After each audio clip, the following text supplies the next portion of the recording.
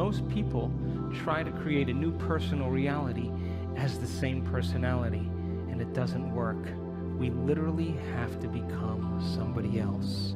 So then you would have to agree with me then all this information that you're learning today would inspire new thoughts, yes? And new thoughts should lead to new choices, yes? And new choices should lead to new behaviors. And new behaviors should lead to new experiences. And then new experiences should create new emotions, yes? And new emotions should inspire new thoughts, and that's called evolution, yes? So then those emotions that Greg was talking about this morning, the majority of people in the Western world spend the majority of their life living by the hormones of stress. Now, stress is when your body's knocked out of homeostasis. The stress response is what your body innately does to return itself back to order. That's the first definition of resilience. Now, you have three types of stress. You have physical stress, like an injury, an accident, a fall, a trauma. You have chemical stress, like viruses and bacteria and blood sugar levels and heavy metals and hormones and foods and hangovers. And then you have emotional stress, right? Traffic jams and internet connections and second mortgages and single parenting and 401ks. And each one of those things knocks your brain and body out of balance. And all organisms in nature can tolerate short-term stress. If the deer gets chased by a pack of coyotes, if the deer outruns the coyotes, 15 minutes later it goes back to grazing and the stress is over. Human beings are different. We can turn on the stress response just by thought alone. You can begin to think about some future worst-case scenario, and because the privilege of human beings is that we can make thought more real than anything else, we can focus on that possibility to the exclusion of everything else. And you can knock your body out of physiological balance just by thought alone, and your body, as the unconscious mind, believes it's in that experience in the present moment. And we can unfold past bitter memories that are tattooed in the recesses of our gray matter, and like magic we bring them to life, and in that moment it's real. And so the hormones of stress long-term push the genetic buttons that create disease, and no organism can tolerate living in emergency mode for extended periods of time. So then think about this. You can turn on the stress response just by thought alone. How many people have done that? You've done that? It's called being human, right? And we know that the hormones of stress dysregulate and downregulate genes to create disease. So that means then your thoughts can make you sick. So here's my question. If your thoughts can make you sick, can your thoughts make you well? I'm talking to the right audience. So then, the hormones of stress, though, give the body and brain a rush of energy. And it's like a narcotic. It becomes a drug. And people become very addicted to the adrenaline and the stress hormones. And they use the problems and conditions in their life to reaffirm their emotional addiction so they can remember who they think they are. The bad relationship, the bad job, the terrible circumstances, all of that is in place because the person needs that to reaffirm their emotional addiction.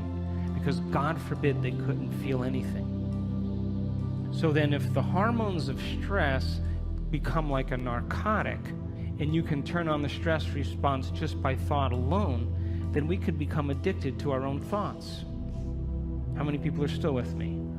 So then if you become addicted to your own thoughts when it comes time to change, then you can understand then, just like an addict, the moment you're no longer thinking certain thoughts that are making certain chemicals for you to feel a certain way, and those feelings drive the same thoughts. You know, like if you have an insecure thought, you begin to feel insecure, right?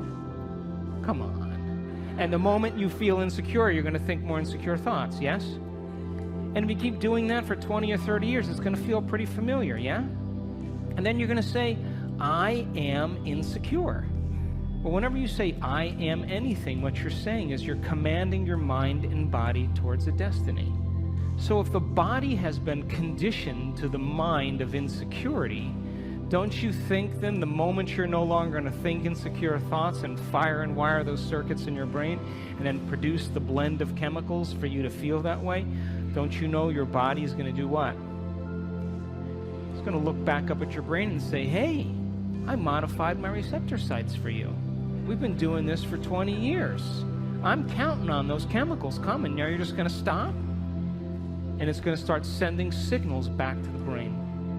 And the hardest part about change is not making the same choice as you did the day before.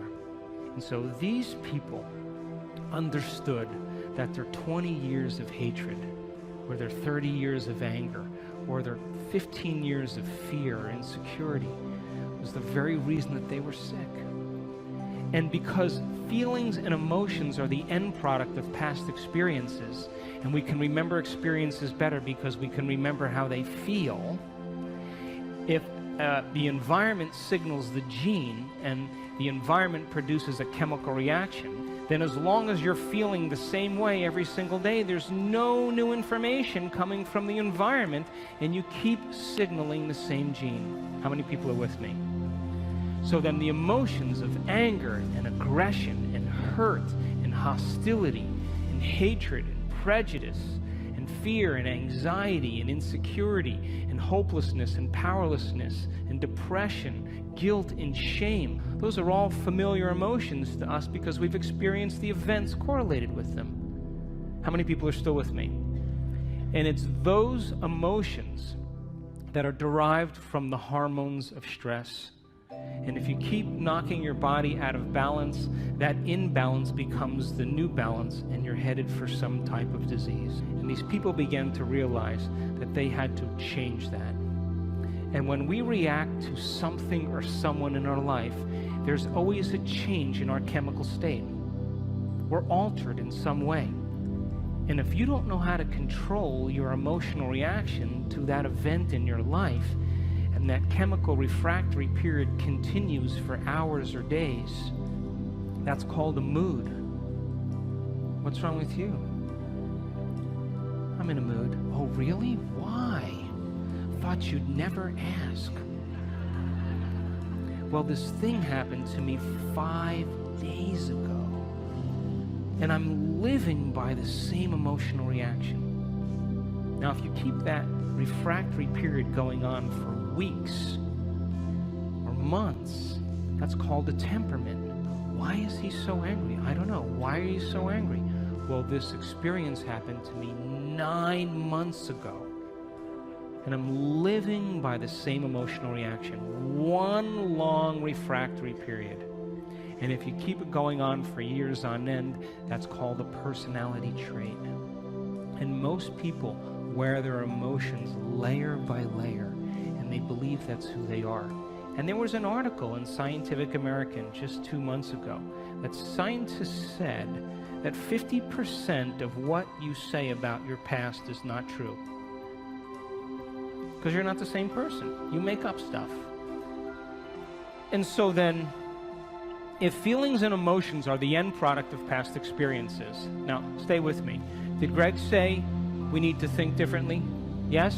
So how many people in this audience believe that the way you think has something to do with your life? You do, yes? Okay, so feelings and emotions are the end product of past experiences, yes? You can remember experiences better because you can remember how they feel, yes? So then, if you can't think greater than how you feel, or feelings have become the means of thinking, are you thinking in the future or are you thinking in the past? And as long as you're thinking in the past, what are you creating more of? Quantum model of reality still applies.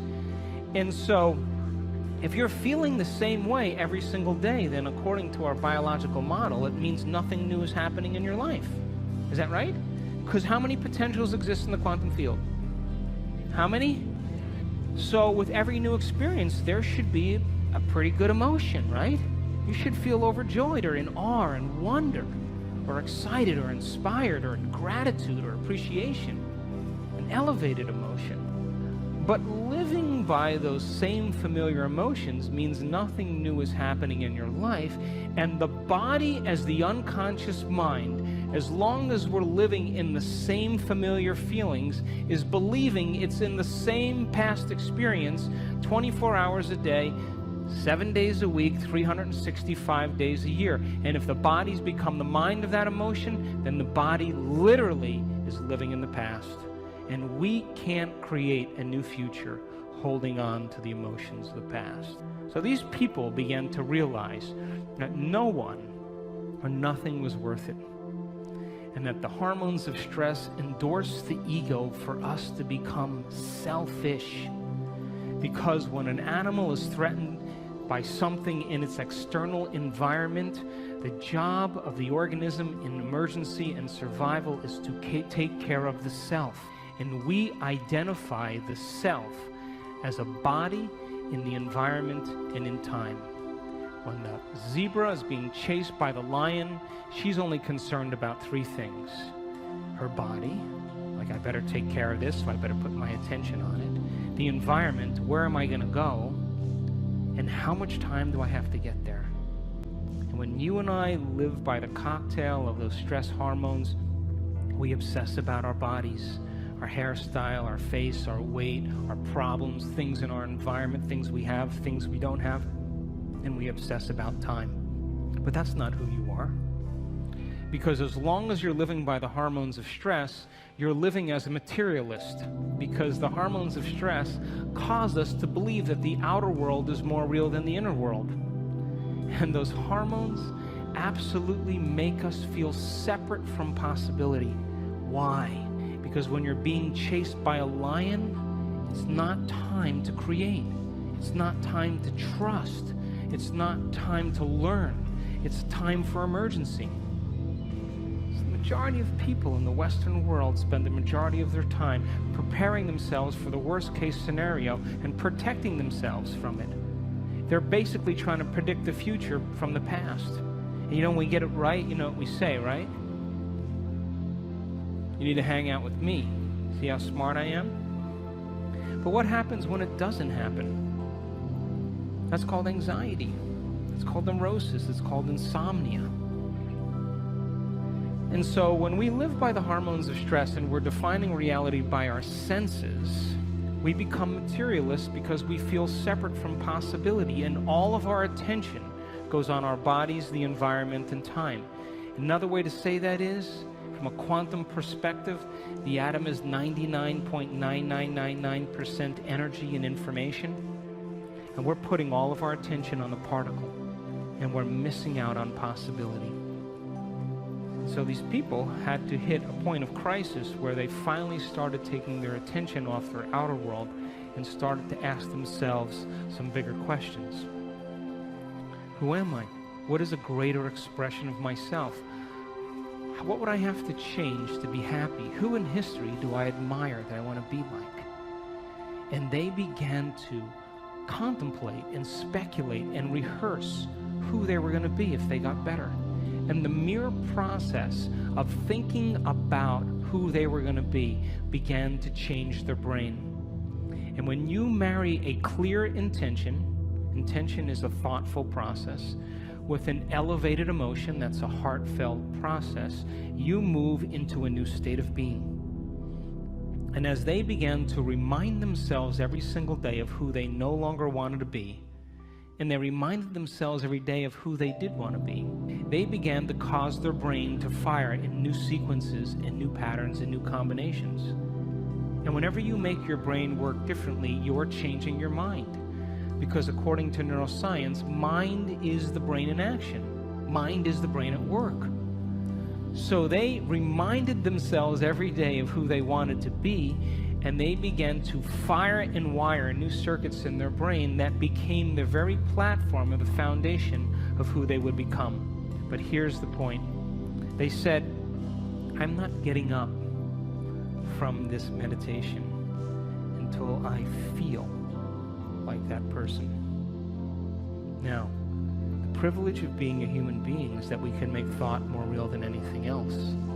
And when the thought in their mind became the experience, their heart began to open, and their body, as the unconscious mind, began to believe it was in that new future, in the present moment, and they were literally signaling new genes in new ways ahead of the environment. And as they began to fall in love with themselves and gave thanks before it was made manifest, the emotional signature of gratitude means the event has already happened. And so now they were giving their body a taste or a sampling of the future in the present moment. And every day they did it over and over again. And they were unmemorizing emotions that kept them connected to the old self. And they were reconditioning the body to a new mind and to a new emotion. And that heart of theirs began to open. And they went from selfish to selfless. And they moved from a state of survival to a state of creation. And when they were no longer thinking and feeling in the same way, they moved into the fourth quality. They had long moments where they lost track of time and space. What they were doing in their inner world became so real to them that when they opened their eyes, they thought it would be 20 minutes later, and it was an hour and 20 minutes later. And when they did that, that magnificent forebrain, the crowning achievement of the human being, the frontal lobe, the creative center, it has connections to all other parts of your brain. And when you're asking open-ended questions like, what would it be like? How would it have to be? The frontal lobe, like a great symphony leader, looks out of the landscape of the entire brain and begins to select different networks of neurons and seamlessly pieces them together to create a new mind. And the moment the brain begins to fire in tandem, the frontal lobe creates a picture. And that picture is called an intention. And when you can make that picture more real than anything else, and you begin to feel inspired by it, your body's no longer living in the past. Now it's living in the future. And every day, as they no longer fired and wired the same circuits in their brain and emotionally signaled the same genes in the same way, they were moving into stasis. And then they began to reverse the process. And a new state of being is a new personality. And a new personality creates a new personal reality. So, after I wrote Evolve Your Brain, and after What the Bleep, the most common question people asked when I was traveling around the world: how do you do it? How do you do this stuff? Why is it so hard to change? What do you do? And so we started teaching workshops around the world, and we were doing introductory levels, and we were using science and brainwave technology and breaking it down, the heart coherence, so people could understand how powerful they really were. And so we started teaching these workshops after What the Bleep, and for the first year and about 3 or 4 months, guess what happened? Nothing. I don't know if it was me or just whatever it was, but there wasn't a lot happening. And then after about a year and a half or so, we started getting these emails. People coming to the events, and the first line of every email was always the same. You're not going to believe this. My 20 years of hatred towards my father, I just decided I didn't want to hate any longer, and my acid reflux went away. What do you know? Did I signal a new gene in a new way? And people started to correlate what they were doing. They were actually practicing it consistently, not as something that they had to do, but something that they wanted to do, because they believed it was possible. And if you knew that you were a creator of reality, that your thoughts have something to do with your destiny, if you knew that on a gut level, would you ever miss a day? Never miss a day. And would you ever let a thought slip by your awareness that you didn't want to experience? And so when we started seeing the feedback started to come in, people started saying, hey, I'm feeling better, things are starting to happen in my life. That was, for me, the most important point in my career, because I knew on some level that we were making a difference in people's lives. And so people around the world started sending in these wonderful emails, and I just was doing these level 1 intensive workshops, and then after I'd finish the workshop, people would say, we do another one? I'd be like, okay, we'll do another one. So we did like these level 2s, and then after level 2, someone said, can you do a level 3? And I said, okay, we'll do a level 3. Then after level 3, someone said, can you do another one? I said, I don't think I know anything else. But we kept doing them. I kept learning, and we were in Seattle a couple years ago, and we did a progressive workshop. And there was a lady with MS whose wheelchair, her motorized wheelchair, broke down. And she came anyway. And by the end of that event, she was walking across the room unassisted with no limp, and the motor functions in her leg came back. Now, I have to tell you, I was more surprised than anybody, because now I knew that we were signaling new genes in new ways in real time. That, I mean, we could talk about genes forever, but your genes are a library of potential. They're a library of possibility. They're a parts list. And when you begin to do something differently, when you begin to think something differently, when you begin to experience something differently, when you begin to emotionally embrace something differently, you're literally changing your genetic expression.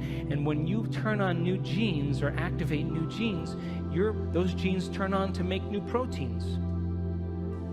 So then, people were literally turning the genes off or down-regulating the genes that had to do with their disease and up-regulating new genes right in their meditation, and their body began to change before our eyes. We did another event then, a few months later, and another lady with MS was dancing around the front of the room. Now, there's a scientific part of me that I just couldn't overlook this. And I became very, very passionate about this idea called information to transformation. And I said that if it's happening in real time, people are doing amazing things. Common people just like you give them information, really profound information that has to do with the truth of the way reality really is. And you begin to have them share that information where they can repeat it. They're wiring it in their brain. Would you agree? If you can repeat something, it's in there, yes? The latest research that was done by Kandel, the Nobel Prize laureate, he said that when you learn a new bit of information, you double the connections in your brain in certain areas from about 1,300 to 2,600 new connections. As a matter of fact, every time you learn something new, you're making a new connection in there. That's what learning is. So he saw that you increase the number of connections in your brain just by learning a few bits of information, but if you don't revisit that information and review it, those connections prune apart within hours, within days. So it's important then for students to be able to learn the information and then repeat it. And then that information, then there should be some instruction, and to demystify it so that they can understand that they can have a new experience. And that new experience should produce some type of transformation. And if it's happening in real time, we should measure that transformation in our seminars. And if we can measure that transformation and begin to interpret it, synthesize it, all of that information then that we've measured is more information to teach transformation better. And if people continue to transform and we measure it, that's more information to teach transformation. And we begin to close the gap between knowledge and experience. How many people are with me? So this year, in February, we did our first advanced workshop. And we had people from all over the world come. And it was in Carefree, Arizona. And I brought in a team of technicians and neuroscientists. And we brought in a physicist from St. Petersburg, and I wanted to begin to measure transformation. And we measured the energy field of the room, because everybody says, oh, wow, the energy was really great in the room. Well, I wanted to see if there were physical changes taking place in the room. I wanted to measure the energy field around people's body. That if photons become excited and you begin to experience elevated emotions, emotions are just energy. And as Greg talked about, the coherence that's created from an elevated emotion broadcasts a signal into the field that is feet to meters wide. And then if we could measure all of those things, and we can consistently have people retreat from their life for 4 days to no longer return back to the same environment that reminds them of who they think they are. So for 4 days, people retreated from their world. And we started at 6 in the morning, and we went till around 6 or 7 at night. And these people were passionate about transformation. And we recorded amazing things. And I'm going to show you some of those pictures after we take a break. But it begs the question then, if your personality creates your personal reality, and you walk back into your life every single day, and you see the same people, and you go to the same places, and you do the same things at the exact same time, then it's your external environment that's turning on different circuits in your brain, causing you to think equal to everything that you know. And as long as your same environment reminds you of who you are, and you're thinking equal to your environment, then your personal reality is creating your personality. And there's a dance between the biology in your inner world and the experience in your outer world, and that tango is called karma. So then to change then is to be greater than your environment, to be greater than the conditions in your world, to be greater than the circumstances in your life. And every great person in history knew this, whether it was William Wallace or Mahatma Gandhi or Joan of Arc or Martin Luther King, the Wright brothers, to have a vision, an idea, a dream, and to begin to no longer keep doing the same things, as Greg said, because all of the adversity in our life is to initiate us into greatness. It's to call out something greater in us. And so these people retreated from their life for 4 days, and they took away the constant stimulation that reminded them of who they were long enough to change their brain and body to be ahead of their environment. And so we measured some amazing things in these people. We saw people with chronic diseases all of a sudden have normal bodies again. We've had people in our work that were diagnosed with rare genetic disorders. My thinking was, if I knew the things from the people that had spontaneous remissions that I studied, what those commonalities were, we should be able to reproduce them, right? So that's why we developed the model of transformation in our workshops. I just did what people already knew how to do and just used the science to explain it. But we had to get people to reproduce it, because anything that's repeatable is a scientific law, or verges on a scientific law. So I wanted to see if we kept doing it, if we were able to produce some type of consistent change. And we started to see some pretty amazing things take place. We did a second event in July of this year, and we partnered with HeartMath Institute, and people wore the monitors for 24 hours, and we were measuring heart coherence with brain coherence. And I'll show you some pictures of some amazing people that sustained heart coherence for hours. It became a skill. As Greg said, once you know how to do it, you know how to do it. So when we live by the hormones of stress and all of the energy goes to these hormonal centers and away from the heart, of course the heart is going to be the first organ that's starved of energy. And when we live by the hormones of stress, we will always try to force the outcome. We'll always try to push and make it happen, because we are matter trying to change matter. And one of the things I learned in studying people that did amazing things in these workshops is I watched a lady for a whole hour. I watched her brain on the scan, and her brain was working so hard.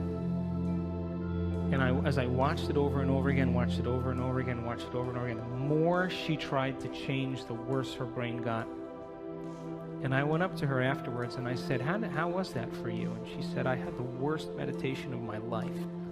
And something clicked in me in that moment, and I knew that most of us, we try to use our brain to change our brain.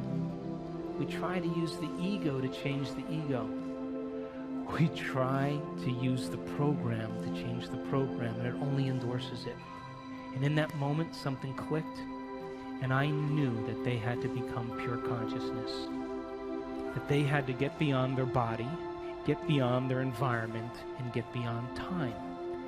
Because when you become pure consciousness, and we have all the biological and neurological machinery to do this, by the way, you come preloaded with everything you need. You don't need anything else. That when you forget about yourself, when you become nobody, no one, no thing, nowhere, no time, and you become pure consciousness, a thought impossibility. The moment you are consciousness, now you have dominion over your body. Now you can change something in your environment, and now you can create some future time. And the moment we saw people become pure consciousness, and we will talk about that after the break, the brain naturally gets organized. The hormones of stress, when we are under the gun of the fight or flight nervous system, the brain and the heart move out of rhythm. It's like a group of people playing the drums all at the same time with no rhythm. It's noise. And that's what happens to the neural network in the heart and the neural networks of the brain. And they actually, if you saw the brain on a functional scan, it begins to compartmentalize. Different compartments of the brain are no longer communicating with each other because different communities are saying, hey, it's not a time to communicate now. There's a tiger on our back here. We got to run. And so the long-term effects of stress causes the brain to move into what's called high beta brainwave patterns, like driving your sports car in first gear. And different compartments of the brain no longer communicate with each other. And if you were to measure that on a brain scan, it's very erratic patterns. The moment you become pure consciousness, you forget about yourself. That's my definition of creation. The moment that happens, the brain goes, thank God he's out of the way. Now I can get organized again. The operator is finally gone for a few minutes. And we started in that event, in that February event, teaching people how to become pure consciousness. And when that happened, we saw their hearts get highly coherent. We saw their brains get highly coherent. And it's kind of an irony. If you want to change something about your body, you got to forget about your body. You want to change something, problem in your life, you got to forget about your life. You want to create some future time, you have to forget about time. And you have to become no face, no gender, no profession. You have to become pure consciousness. And we saw it over and over again that 91% of our people that had their brains scanned in our first event had a more than 80% change in their brain for the better. And there was no drugs, there was no, therapies. They just went through the process of observing their thoughts and becoming conscious of their unconscious thoughts because they're no longer being distracted by their environment. Pay attention to their behaviors and their actions and look at the body as the mind and the emotions and master that. In the first day, the energy in the room, we measured it. Guess what happened to it? It went down. Because people were breaking all their emotional ties to their known familiar life. But when we went to that next day and they became pure consciousness, the energy in the room began to rise. And when we saw that, it was miraculous. And we measured the energy as it began to continuously improve. When we did our event in July, we started seeing people having enormous amounts of energy that were stored in their body travel up through their heart and into their brain. And we captured people with a full-on Kundalini experience, full-on ecstasy in their brain. And they were common people just like you. And boy, I tell you what, after that experience, they could care less about their checking account. They could care less about their problems. And we saw one lady move into such a state of ecstasy. We were watching her on the camera, on the screen like this. And all of a sudden, we saw her brain get very organized. The front of the brain talking to the back of the brain, the back with the front, side to side. strong level of coherence, and all of a sudden, she went into this high consciousness state called gamma brainwaves. And gamma brainwaves is super consciousness. And I looked at that screen, and I looked at the neuroscientist, and I looked at him again, and I said, I think she's in ecstasy. And we turned around, and she had tears running down her face. She was so connected to something greater. She didn't want the experience to end. I'm going to show you pictures of her brain. She wanted the moment to elongate. She felt so connected, and all of a sudden, when that posterior pituitary turned on and released all that oxytocin into her brain, guess what it did to the amygdala, where all the stress circuits are? It anesthetized, it shut down fear, shut down hostility, shut down sadness. Those circuits are turned off when oxytocin is like that, and the heart begins to open its vascular channels, and motility increases, and she feels connected to something greater. And she would never try to force the outcome in that moment. She's already connected to the outcome. She's trusting in the outcome. And we saw it with more than one person. And so the concept of information to transformation is to empower you that it's possible, that all of this information and science and everything that's coming out right now is for us to do something with. And this is a time in history where it's not enough to know. It's a time in history to know how. And when you give common people the opportunity to understand the truth about themselves, and then you inspire them to go out and try it like a scientist. Hey, I'm going to change the way I think and feel. I should see some effect in my life. In the moment I can correlate the feedback in my life with what I did, I'm going to do it again. And so we've had people around the world heal themselves of all kinds of conditions. We've had people win the lottery. We've had people create new opportunities for themselves, because nobody is so special to be excluded from this phenomenon. And the phenomenon is that you are a creator. And when you live by the hormones of stress, you forget that, and so do I. And when we live by the hormones of stress, we are always trying to change matter by being matter. We're being a brain trying to change a brain. We're being matter trying to change something in our life. But when people begin to understand how to apply these principles, and they begin to practice them and make them a skill, the more you practice it, the better you get at it. So think about this. What if you woke up in the morning, and instead of getting out of bed and doing the same thing as you did the day before, and going through the same routine as you did for the last 5 years, what if you woke up in the morning and you place your hand over your heart and you say, I'm going to teach you what it feels like to be noble today. I'm going to train you to know what abundance is. And you begin to marry a clear intention with an elevated emotion, and you memorize that feeling, and you're able to maintain that modified state of mind and body your entire day.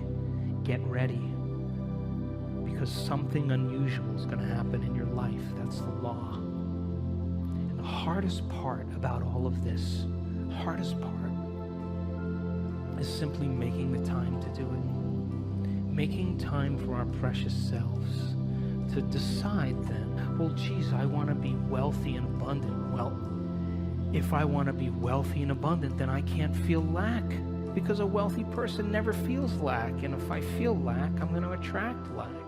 Gold only attracts gold. Lead doesn't attract gold. And so then when we see our life now as an initiation, and we have to meet the conditions in our life from a greater level of mind every day, then wouldn't it be a good idea every day to ask yourself a question like, what is the greatest expression of myself that I can be today? One lifetime today. Can I demonstrate love? Can I be patient? Can I be filled with energy and enthusiasm? Can I give? Who in history do I admire that I want to be like? And you begin to rehearse a new way of being and begin to install the neurological hardware in your brain so you have the circuits in place that when you open your eyes, you're somebody else, and you get that heart-centered emotion going. You move out of these survival centers, and the moment you open your heart, it's a fact. The Heart Math Institute did the research. Take a clear intention and marry it with an elevated emotion, and you change matter. You alter DNA at a distance, because the thoughts you think are like the electrical charge in the quantum field, and the feelings that you emote are like the magnetic charge, and how you think and how you feel broadcast an electromagnetic signature that influences every single atom in your life. So what are you broadcasting every day? So if you were able to practice it and change your brain and body ahead of the environment every day, then you know your friends would go, "You look different. Did you change your hairstyle?" "No." "Really? Did you shave your mustache?" "No, never had a mustache." "Really? Did you lose weight?" "No." "No." "Whoa, wow, something's different about you." Because they're sensing a change in energy. And when you change your energy, you change your life. How many people are with me? So, great time to be alive, would you agree? We signed up for this. But listen, you can't stand up and in the name of spirituality say, "Hey, let's all live in gratitude," and get in your car and be like, "Hey, get out of the way," cut people off. What's that?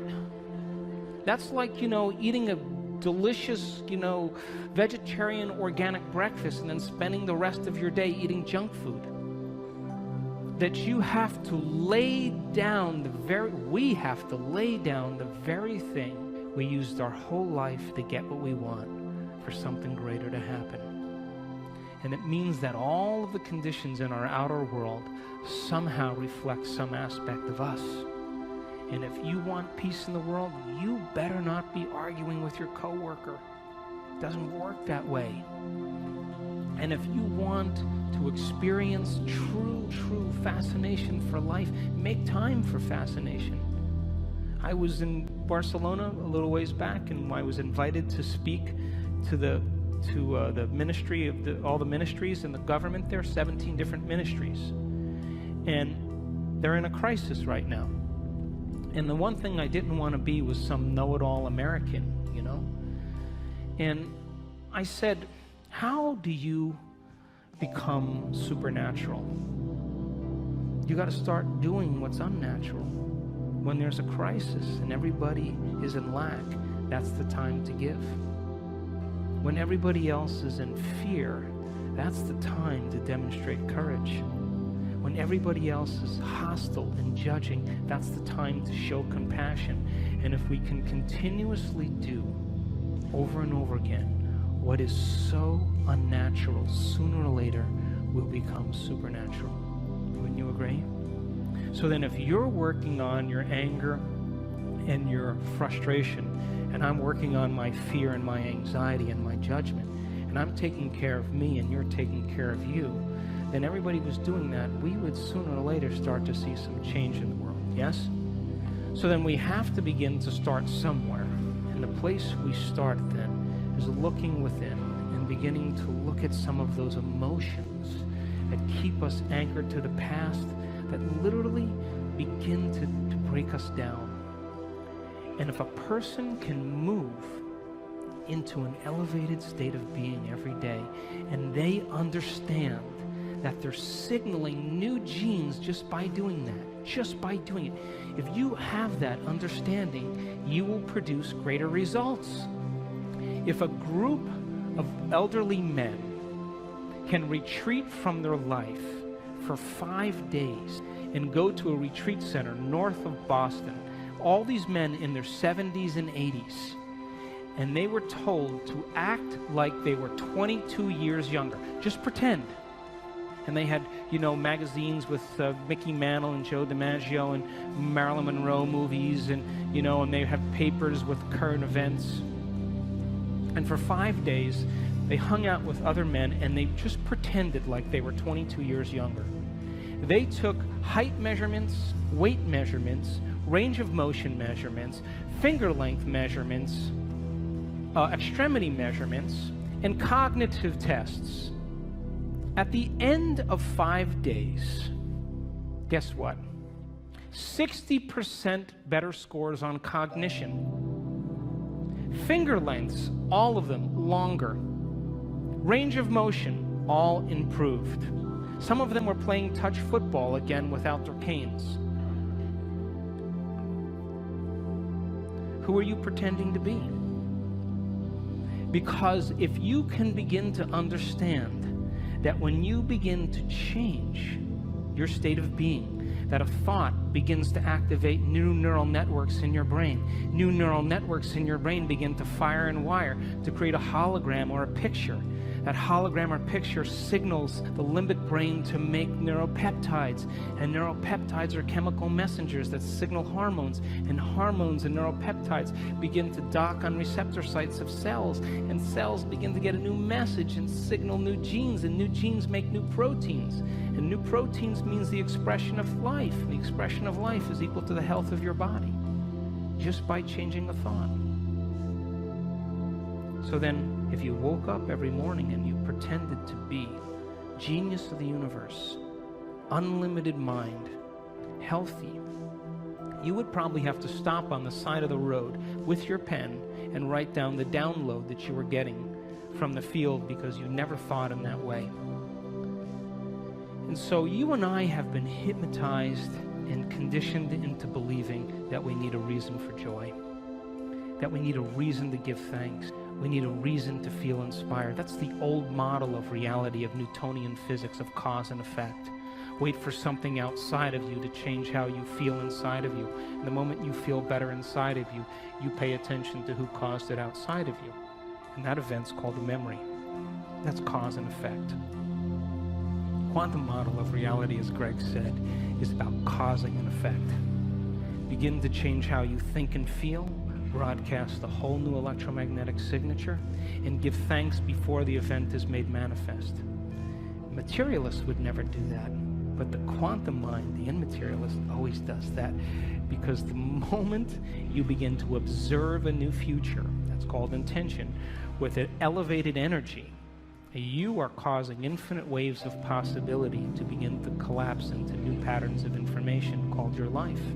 But if you're observing your life from the same level of mind every day, and you begin to anticipate the next experience based on your past, I'm curious, tell me where the unknown is going to show up in your life. Is there any room for that? It would just be too inconvenient. The alien ship landed in the back. Are you kidding me? Dancing with the Stars is on tonight. Can they come back tomorrow? I'm busy. This is inconvenient. So this is a time in history where we have to meet these challenges with a greater level of mind. And we can't keep doing the same things, thinking the same thoughts, performing the same actions, and living by the same emotions and secretly expecting our life to change. We have to meet all of these challenges, and we have to be the heroes and the heroines that begin to leave a legacy in this particular time. There's a stigma. You and I have been conditioned into believing that all leaders get it in the end. Abraham Lincoln, Martin Luther King, William Wallace, Joan of Arc, they all got it in the end. It's a subconscious conditioning that leaders somehow pay the price with their life. You ever see a group of birds that all move in the same direction? You ever see the fish that all swim in the same? If you study that phenomenon in biology, that's called emergence. You would think that there's a leader, like it's a top-down phenomenon. Turns out there's no leader. It's a bottom-up phenomenon. Everybody is leading. There's one mind, one consciousness. So you can't take out all leaders if everybody's leading now, could you? So this is a time in history where emergence is the model, that we have to lead by example. And all of this information is to empower you to understand that it's possible.